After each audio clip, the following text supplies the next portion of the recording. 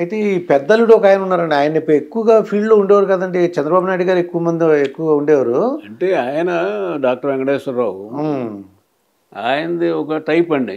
అంటే ఇంత రాజకీయమైనటువంటి అవగాహన ఆయన కూడా మంచి అవగాహన ఉంది. మినిస్టర్ చేశాడు, ఎంపీ చేశాడు, ఎమ్మెల్యే చేశాడు, అన్నీ చేశాడు. కానీ చంద్రబాబుకున్నటువంటి కెపాసిటీ హ్మ్.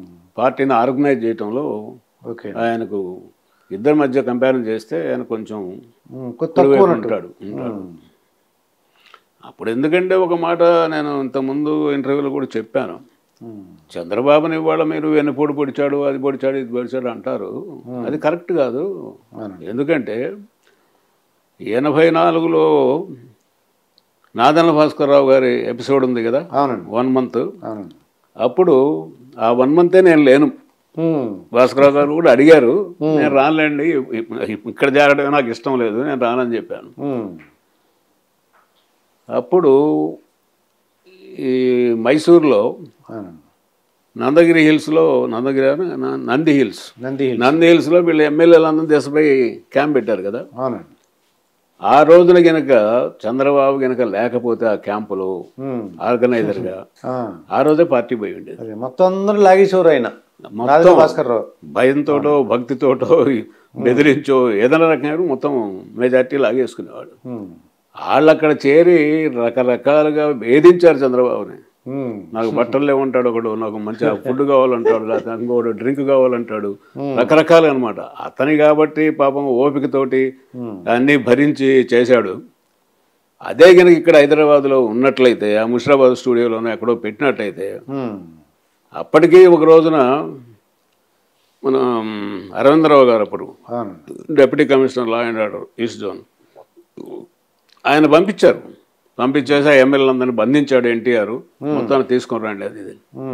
ఆయన వచ్చి మీ అంతటా మీరు ఉన్నారా, మిమ్మల్ని బలపెట్టారంటే, లేదు మా అంతటా మేము ఉన్నామండి అని.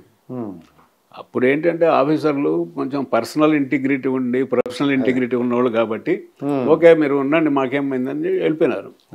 ఇవాళ పరిస్థితి కనుక అయితే లాక్కొచ్చేస్తారు. ఈ గోండాలు పోయో రౌడీలు పోయో పోలీసుల మద్దతుతోటి లాక్కొచ్చి కూడా చేస్తారు. కరెక్ట్ అండి. అప్పుడే పార్టీని బ్రతికిచ్చింది చంద్రబాబు.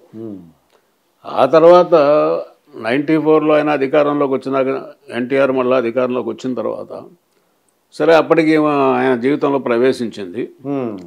నిజమా అబద్ధమా ఎంత అనేది రకరకాల ఊహాగానాలు ఉన్నాయి అందులో. మొత్తం మీద ఆవిడ జోక్యం మాత్రం రాజకీయంగా ఉందని చెప్పి అందరూ నమ్ముతారు. ఆ జోక్యం ఎంతవరకు పోయింది ఏమిటి అనేది ఒక స్టేజ్లో ఏంటంటే, అప్పుడు నేషనల్ ఫ్రంట్ చైర్మన్ కదా ఆయన. అవునండి. ఖచ్చితంగా ప్రధానమంత్రి అవుతాడు, లేకపోతే డిప్యూటీ ప్రధానమంత్రి అన్న అవుతాడని అనుకున్న రోజుల్లో నేషనల్ ఫ్రంట్ మీటింగ్ ఢిల్లీలో జరుగుతూ ఉంటే ఈమె కూడా వెనకాల వెళ్ళింది అక్కడికి. అక్కడ మీటింగ్ అయిన తర్వాత భోజనాలు చేస్తూ ఉంటే ఎన్టీఆర్ తనంతట తాను భోజనం చేయలేడు, సొంతంగా తన చేతులతో అన్నం కలుపుకొని తినలేడు అనేటువంటి ఇంప్రెషన్ కలిగించడానికి ఈవిడ స్పూన్ పెట్టి ఆయన నోట్లో పెట్టడం, అన్ని ఫోటోలు వచ్చినాయి. అప్పుడు నేషనల్ నాయకులందరూ ఏమనుకుంటారు, ఎన్టీఆర్ పని అయిపోయింది, ఇంకేముంది ఆయన ప్రైమ్ మినిస్టర్ అయ్యేది, అసలు అన్నమే తినలేకపోతున్నాడు అనే ఇంప్రెషన్ క్రియేట్ చేసావు అక్కడ. అది అలా తింటూ ఈవిడ ఇంకోలాగా ఆలోచించుంటారు. అక్కడ వదిలేసేసి నువ్వు రూమ్లోకి వచ్చిన తర్వాత ఏమైనా పెట్టు ఎట్లా చెయ్యి. ఇది జరిగిన తర్వాత ఇక్కడ కూడా ఏదో కొన్ని జిల్లాల్లో ఇంటర్ఫేర్ కావడము ఇదని అవన్నీ డీటెయిల్స్ పోతే చాలా ఇబ్బంది లేండి మళ్ళీ. ఎందుకు అంటే ఎవరు కూడా సాహసించలేదంటే, ఎన్టీ రామారావు గారి దగ్గరికి వెళ్ళి లక్ష్మీభారతి ఇన్వాల్వ్మెంట్ వద్దని చెప్పలేదండి. చెప్పారు. అది ఎవరు సాహసించారండి అలా చెప్పారు? దేవేంద్ర గౌడు, తర్వాత కేఈ కృష్ణమూర్తి, అశోక్ గజపతిరాజు గారు అంటారా, ఈయన మన అశోక్ గజపతిరాజు, వీళ్ళందరూ పోయారు. పోయారు భయపడలేదు. పోయి అన్నగారు మీరంటే మాకు దైవం, మీ వలనే మేము రాజకీయాల్లోకి వచ్చాం, కానీ ఆమె జోక్యం ఎక్కువైపోయింది, ఆమెని ఇంటి వరకే పరిమితం చేయండి, మీ జీవితం వరకే పరిమితం చేయండి, రాజకీయాల్లోకి రానియొద్దండి, పార్టీ దెబ్బతింటా ఉంది అని చెప్పారు. చెప్తే ఆయన చెప్పాను కదా నేను, ఆయన మొండి మనిషి కదా, ఒకసారి నిర్ణయం తీసుకుంటే నా భార్య జోక్యం చేసుకుంటే మీరేంటి అడ్డుకునేది, మీరెవరు అడ్డుకోవటానికి, లక్ష్మీపార్వతి నా భార్య, నాతో పాటు రాజకీయాల్లో కూడా పాల్గొంటుందన్నట్టుగా మాట్లాడాడు. దాంతో వీళ్ళు ఇంకా లాభం లేదురా, ఇంకా అప్పుడు వీళ్ళని సస్పెండ్ చేయాలని కూడా ప్రయత్నం చేశాడు. ఓకే. పార్టీ నుంచి. ఆ స్థితిలో అప్పుడు 163 మంది ఎమ్మెల్యేలు ఉండేవాళ్ళు ఈ గ్రూపులో, చంద్రబాబు గ్రూప్లో. వాళ్ళందరూ సమావేశమై మీరు ఒప్పుకుంటారా ఎన్టీఆర్ని పార్టీ అధ్యక్షుడిని తొలగించేసి మీరు పార్టీ అధ్యక్షుడు అయ్యి సీఎం అవుతారా, లేకపోతే మేము అశోక్ గజపతిరాజుని ఎన్నుకుంటాం అని ఒత్తిడి పెట్టారు. ఇప్పుడు మిగతా వాళ్ళు ఏమంటారంటే వెన్నుపోటు రాజకీయం అంటారు. ఈ ప్రత్యర్థులు మాట్లాడే పిచ్చి మాటలండి అవన్నీ. వాళ్ళ పార్టీలో నాయకుడిని మార్చుకున్నారండి, అందులో వెన్నుపోటు ఏందండి నాకు అర్థం కాదు. అది అంటే ఎన్టీ రామారావు గారి వల్ల పార్టీ వచ్చింది, ఆయన పక్కన పెట్టేశారు కావచ్చు. ఇప్పుడు ఎన్టీ రామారావు వల్ల పార్టీ వచ్చింది, పార్టీ వచ్చిన తర్వాత పార్టీ అందరిది. అది పార్టీని కాపాడుకోవాల్సిన బాధ్యత అందరి మీద ఉంది, అందరిది ఉంది. పైగా ఆ జరిగిన పొరపాటు గ్రహపాటు వాళ్ళ గురించి చెప్పారు పాపం, పోయి చెప్తే ఆయన వినలేదు. మరి పార్టీ భ్రష్టు పడిపోతుంది, రాజకీయాల్లోకి వచ్చేసి మరి అవునే సీఎంగా చూస్తారా వీళ్ళు? చూడలేరు కదా. అవునండి.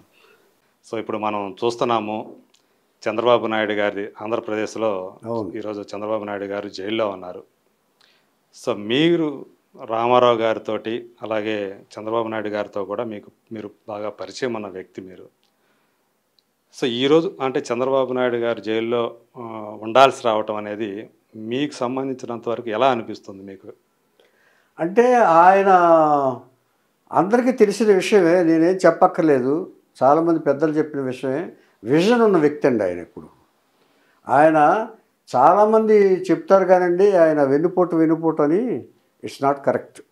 రామారావు గారి విషయం ఓకే. ఎందుకంటేనండి రామారావు గారు కూడా అపార్థం చేసుకున్నారు దీన్ని బట్టి, నా ఉద్దేశం, నా పర్సనల్ వ్యూ. ఓకే.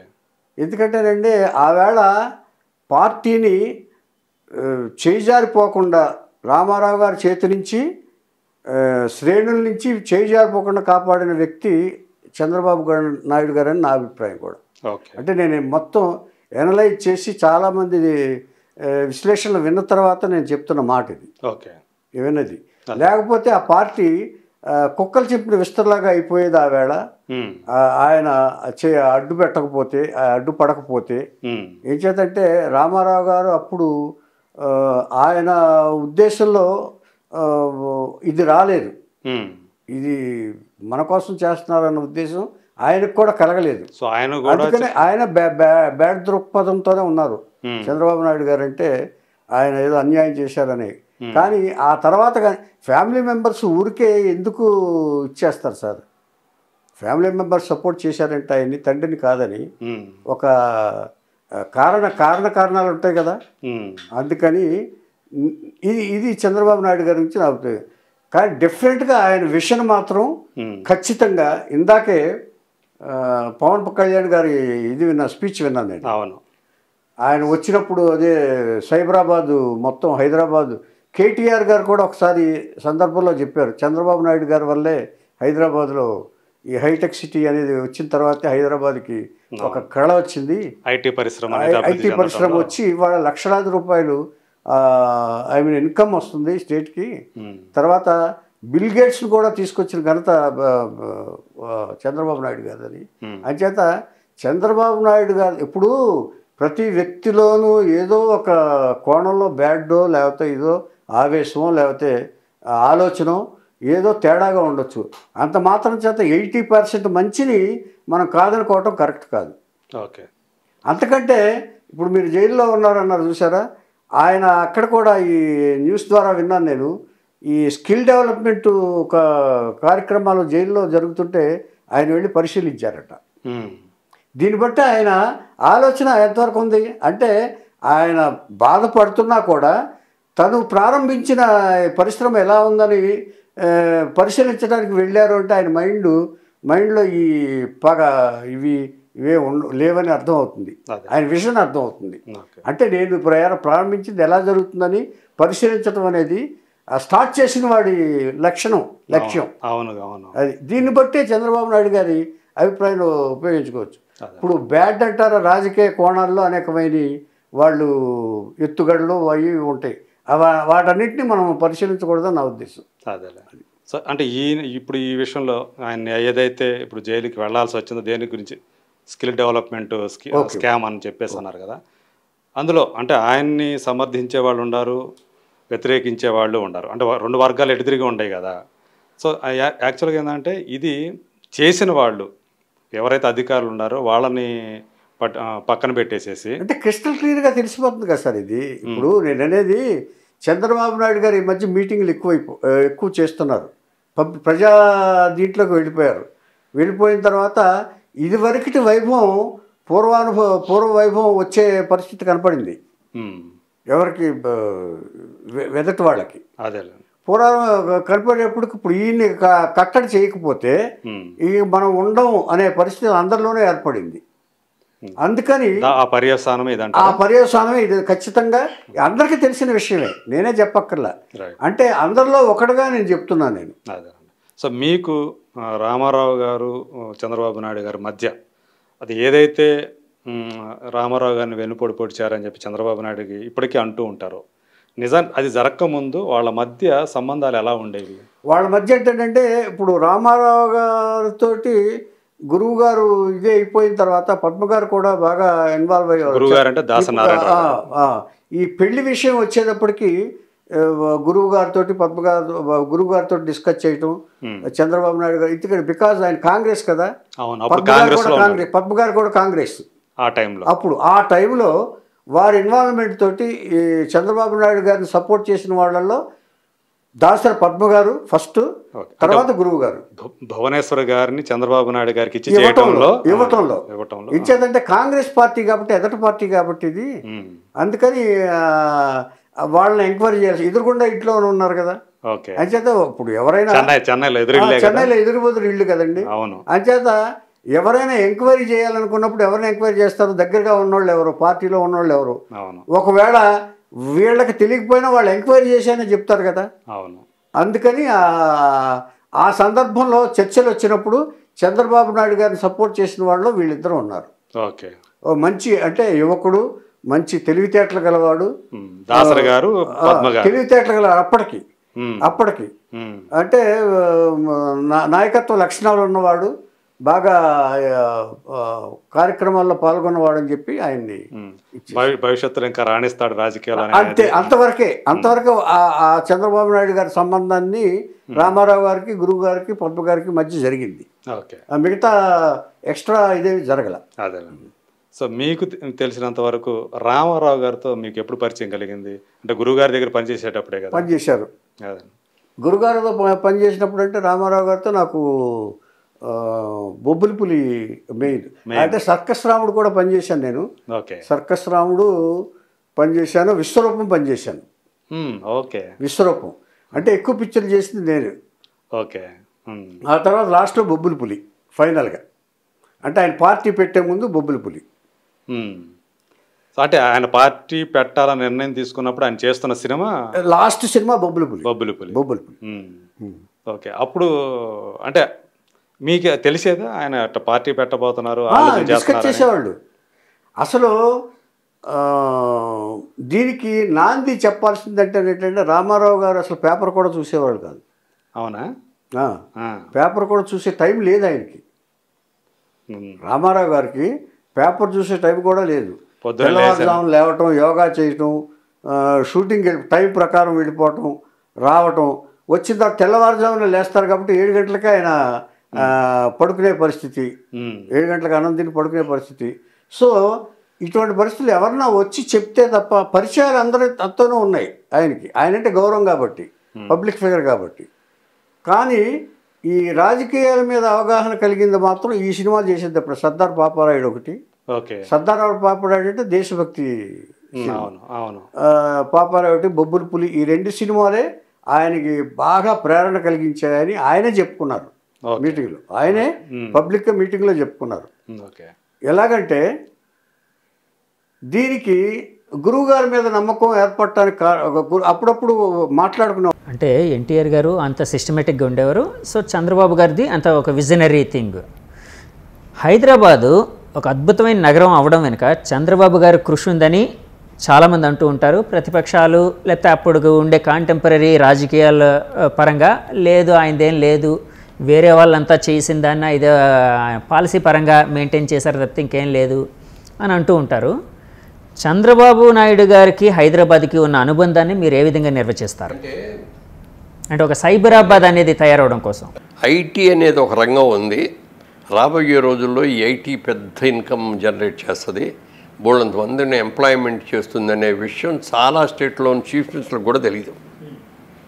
ఆ టైంలో ఈయన రికగ్నైజ్ చేసి దాని గురించి అమెరికా వెళ్ళి ఓ ఫైల్ లాగా తీసుకొని వెళ్ళి పెద్ద పెద్ద కంపెనీల దగ్గరికి వెళ్ళిపోయి మీరు రండి, హైదరాబాద్లో రండి, మీరు ఐటీ కంపెనీలు ఇక్కడ పెట్టండి, మీకు ఏం కావాలంటే సైలం కావాలన్నా, ఏం కావాలన్నా, వాటర్ కావాలన్నా, పవర్ కావాలన్నా, ఏం కావాలన్నా చెప్పండి నేను ఇస్తాను అని చెప్పి చాలామంది దగ్గరికి వెళ్ళి చెప్పాడు. అలాగే బిల్ గేట్స్ దగ్గరికి వెళ్ళాడు. బిల్ గేట్స్ దగ్గరికి ఇంటర్వ్యూ దొరకదు అసలు. ఈయన అట్లా ఆంధ్రప్రదేశ్ చీఫ్ మినిస్టర్గా వచ్చానండి, నాకు ఇంటర్వ్యూ కావాలండి అని అడిగితే అసలు కుదరదండి, ఇప్పుడు అంటే నేను ఈ పని మీదే వచ్చానండి, కలిసి వెళ్ళాలి అంటే మీకు ఒక హాఫ్ అన్ అవర్ ఇస్తాను టైము, హాఫ్ అన్ అవర్కి మీరు వచ్చి టైం ప్రకారం కూర్చొని మీరు చేసుకొని వెళ్ళండి అన్న.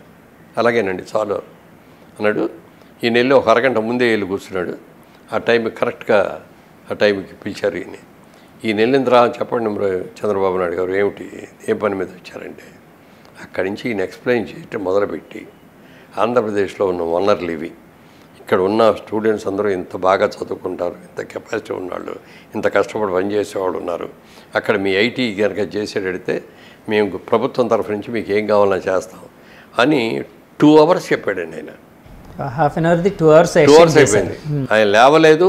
ఈ మధ్యలో ఆయనకి ఏమో ఫోన్ల మీద మెసేజ్లు వస్తున్నాయి, పిఎస్లు వచ్చి మాట్లాడుతుంటే డిస్టర్బ్ చేయకండి అని చెప్పి అని. నేను భారతదేశంలో భారతదేశమే కాదు అప్పుడు అమెరికాలో తప్పితే ఎక్కడ బ్రాంచీలు లేవు.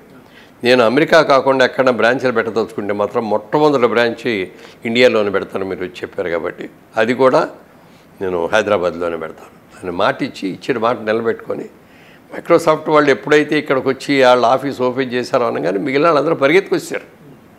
అయ్యో మైక్రోసాఫ్ట్ వెళ్ళిపోయింది, మనం వెళ్ళకపోతే వెనకబడిపోతాం, ఎవడి కాడు వచ్చేసాడు. మరి అదంతా చేసుకొచ్చింది ఆయనే కదా. మరి సైబరాబాద్ అని పెట్టింది దానికి అనవసరం. ఇక్కడ సైబరాబాద్ అని అప్పుడు ఏరియా అంతా ఖాళీ, కొండల గుట్టలు ఉండేది కదండి. కొండల గుట్టలు కాదు, ఓ బస్తా ఒడ్లు కానీ, ఓ బస్తా గోధుమలు కానీ, లేకపోతే ఓ బస్తా జొన్నలు కానీ పండవు. అలాంటి దాంట్లో ఈ ఏరియాలు చేస్తే ఇవాళ సస్యశ్యామలం అయిపోయింది బ్రహ్మాండంగా. So credit goes to Chandrababu Naidu గారు. విజనరీ అండి. ఆ విజనరీ అంటే ఇంతమందికి అంటే ఒక రాష్ట్రం భవిష్యత్తు బాగుండాలి అనే ఒక విజన్ అనేది ఉండడం రాజకీయ నాయకులకి చాలా ఇంపార్టెంట్. అదే ఆ పేరుతోనే విజన్ 2020 అని పెట్టింది. రాజశేఖర్ రెడ్డి గారితో మీకు ఏదో ఒక స్థలం విషయమా ఏదో నాకు ఐడియా లేదు, ఒక చిన్న పొరపచ్చాలు వచ్చే గొడవ జరిగింది అని విన్నాను. ఏంటి సార్ అది? అంటే రాజశేఖర రెడ్డి గారు ఎక్కడ కలపడాను అంతకుముందు చీఫ్ మినిస్టర్ అవ్వకముందు రోజుల నుంచి కూడా ఎక్కడ కలపడే చక్కగా పలకరించేవారు, బాగా మాట్లాడేవారు. ఆయన బిజీగా వెళ్తా కూడా నన్ను చూసి ఆగి ఏ మురళీమోహన్ గారు ఎలా ఉన్నారు అది అని చెప్పి మాట్లాడి అట్లా వెళ్ళేవాడు. అంత గౌరవం ఇచ్చేవారు, అంత కలిసి కూడా ఉండేవాడు. అప్పుడు ఇంకా ఆయన చీఫ్ మినిస్టర్ అవ్వలేదు, చంద్రబాబు నాయుడు గారు చీఫ్ మినిస్టర్గా ఉన్నారు. ఆ టైంలో అపోజిషన్ పార్టీ మీద నిందలు వేయటం అనేది మామూలు, అది రాజకీయపరమైన నిందలు, చేయని పనులు కూడా చేశారని చెప్పి ఇట్లా చేస్తారు. అలా వేసిన అయినప్పుడు ఆయన మీద 100 నేరాలు అని చెప్పి ఓ బుక్ కూడా ప్రింట్ చేసి కోర్టులో కేసు వేశారు.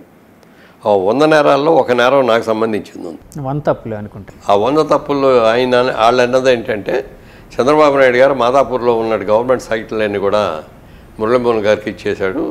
ఆయన ఇవన్నీ కూడా ప్లాట్లు వేసి అమ్మేసి ఎన్ఆర్ఐలకి అందరికీ అమ్మేశారు. చంద్రబాబు నాయుడు గారికి బినామీ పార్ట్నర్ మురళీమోహన్ గారు అని